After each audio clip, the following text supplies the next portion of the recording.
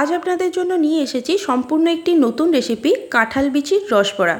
হ্যাঁ বন্ধুরা, আপনারা ঠিকই শুনেছেন, কাঁঠাল বিচি বা কাঁঠাল দানা দিয়ে দুর্দান্ত স্বাদের রসবড়া বানানো যায়।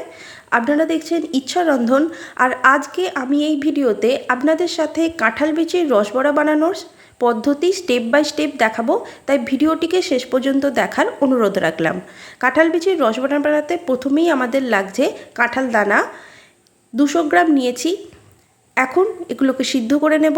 কড়াতে সিদ্ধ করলে বেশিক্ষণ সময় লাগবে, তাই প্রেসার কুকারে দিয়ে পরিমাণ মতো জলের মধ্যে দিয়ে দিতে হবে, আর 2 থেকে 3টে হুইসেল দিলেই খুব ভালো মতো এই কাঁঠাল বিচিগুলো সিদ্ধ হয়ে যাবে।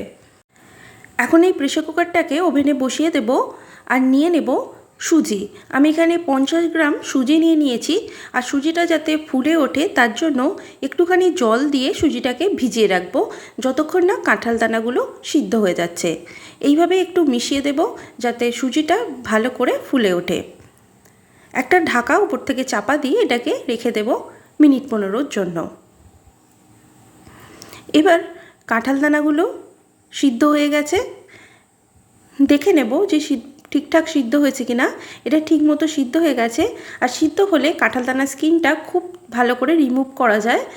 যেমনভাবে আলুর খোসা ছাড়ায় ঠিক সেভাবে ছাড়ালেই এর বাইরে এবং ভিতরের যে খোসাটা আছে সেটা কিন্তু সম্পূর্ণরূপে ছেড়ে যাবে, আর ভিতরের যে সাদা অংশটা রয়েছে সেটা এই রকমভাবে বেরিয়ে আসবে।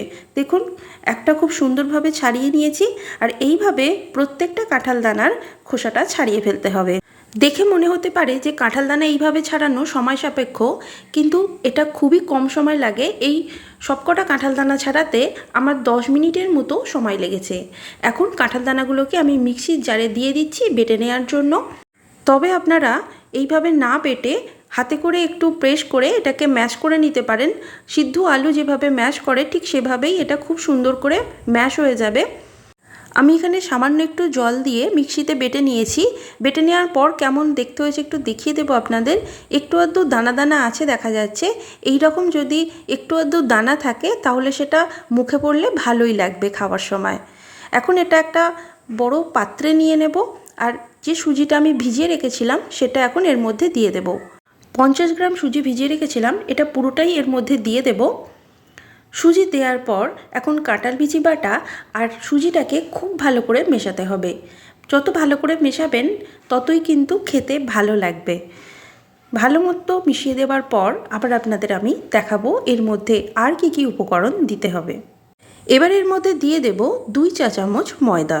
ময়দা দিলে যখন আমরা এই বড়াগুলো ভাজবো তখন তেলের মধ্যে এদিক ওদিক ছড়িয়ে যাবে না। এখন এর মধ্যে দিয়ে দিচ্ছি 1/4 টিস্পুনের মতো বেকিং পাউডার। বেকিং পাউডার দেওয়ার ফলে বড়াগুলোর ভিতরটা বেশ জালিদার তৈরি হবে, আর রসটা খুব ভালো করে প্রবেশ করবে। স্বাদমতো নুন আর 1/2 চামচ মৌরি আমি এর মধ্যে দিয়ে দিয়েছি। এবার এই সব কিছু উপকরণকে ভালো করে মেশাতে হবে। যত ভালো করে ফেটিয়ে মেশানো হবে ততটাই ভালো রসবড়া তৈরি হবে। মেশানোর পর মনে হচ্ছিল একটু মৌরি কম হয়েছে, তাই সেটা আমি এখন দিয়ে দেব। আর একটুখানি বেকিং সোডা দিয়ে দিলাম যাতে রসবড়ার বাইরেটা ভীষণ ক্রিস্পি হয় আর ভিতরটা একদম রসালো তৈরি হয়।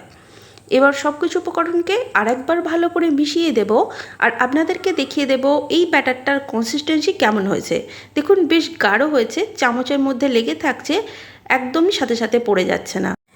এবার আমি চিনি শিরাটা বানিয়ে নেব। তার জন্য ওভেনে একটা বাটি বসিয়ে তার মধ্যে দিয়ে দিলাম 200 গ্রাম চিনি। এবার যে বাটি মেপে 1 বাটি আমি চিনি দিয়েছি সেই বাটি মেপেই 1 বাটি জল এর মধ্যে দিয়ে দিলাম। এখন গ্যাসটাকে হাই ফ্লেমে রেখেছি, আর চিনিটা যতক্ষণ না মেল্ট হচ্ছে ততক্ষণ এটাকে জাল দিয়ে নেব। এই সুগার সিরাপটা হতে বেশিক্ষণ টাইম লাগবে না। আমাদের এখানে একটা পাতলা চিনির শিরা তৈরি করতে হবে। খুব একটা গাঢ় হলে সেই চিনি শিরাটা কিন্তু বড়ার মধ্যে ভালো করে প্রবেশ করবে না, তাই পাতলা সুগার সিরাপ রেডি করুন। চিনি এখন মেল্ট হয়ে গেছে দেখা যাচ্ছে। এবার একটু দেখিয়ে দেব এটা কেমন হয়েছে। আমি হাতে নিয়ে দেখাচ্ছি, এটা একটা বা দুটো তার তৈরি হবে না। দেখুন, একটা বা দুটো তার তৈরি হয়নি, কেবল মধু যেরকম চিপচিপ করে ঠিক সেই রকম চিপচিপ করছে। এখন গ্যাসটাকে অফ করে এটাকে সাইডে সরিয়ে রেখে দেব।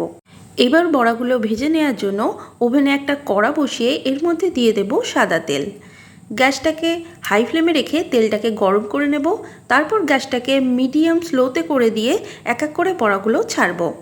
বড়াগুলো তেলে দেওয়ার সময় অবশ্যই মনে করে গ্যাসটাকে আস্তে করে নেবেন, না হলে বাইরেটা পুড়ে যাবে আর ভিতরটা কাঁচা থেকে যাবে। 2 মিনিট পর আবার আপনাদের দেখাবো। দেখুন এখন বুদবুদোটা অনেকটা কমে গেছে আর বেশ লালচে হয়ে গেছে। এবার এগুলোকে উল্টে পাল্টে দিয়ে সব দিকটা ভালো করে ভেজে নিতে হবে। একটু ব্রাউন কালার এলে এগুলোকে তুলে নেব। আর আপনাদেরকে এই সময় একটা অনুরোধ করব, যদি আমার চ্যানেলে নতুন হয়ে থাকেন এবং এই রেসিপিটি ভালো লেগে থাকে তাহলে অবশ্যই চ্যানেলটিকে সাবস্ক্রাইব করে নিন আর পাশে থাকা বেল আইকনটিকে প্রেস করে দেবেন, যাতে নতুন ভিডিও আপলোড হলে আপনাদের কাছে নোটিফিকেশান পৌঁছে যেতে পারে। দেখুন এখানে ব্রাউন হয়ে গেছে আর এই বড়াগুলো এখন তেল ছড়িয়ে তুলে নেব। বড়াগুলো ভেজে নেওয়ার পর সমস্ত বড়াগুলো আমি চিনি শিরার মধ্যে দিয়ে দেব। আর এই সময় গ্যাসটাকে আবারও অন করে দিয়েছি, গ্যাসটাকে একদম আস্তেই রেখেছি। সুগার সিরাপটা যদি গরম হয় তাহলে খুব ভালো করে বড়ার মধ্যে প্রবেশ করবে আর দারুণ সুন্দর রসবড়া তৈরি হবে। ভিতরটা একদম রসে টইটম্বুর আর বাইরেটা ক্রিস্পি। আপনারাও বাড়িতে এই রকম রসবড়া অবশ্যই একবার বানিয়ে খাবেন, খেতে দারুণ হয় এটা। এইভাবে 1 থেকে 1.5 মিনিটের মতো এটাকে ফোটাতে হবে।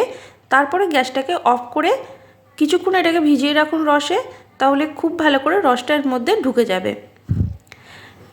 এখন আমি গ্যাসটাকে অফ করে দিচ্ছি। আর আমার এই রেসিপিটা যদি ভালো লাগে তাহলে কিন্তু একটা লাইক অবশ্যই করে দেবেন। রেসিপিটিকে শেষ পর্যন্ত দেখার জন্য অসংখ্য ধন্যবাদ।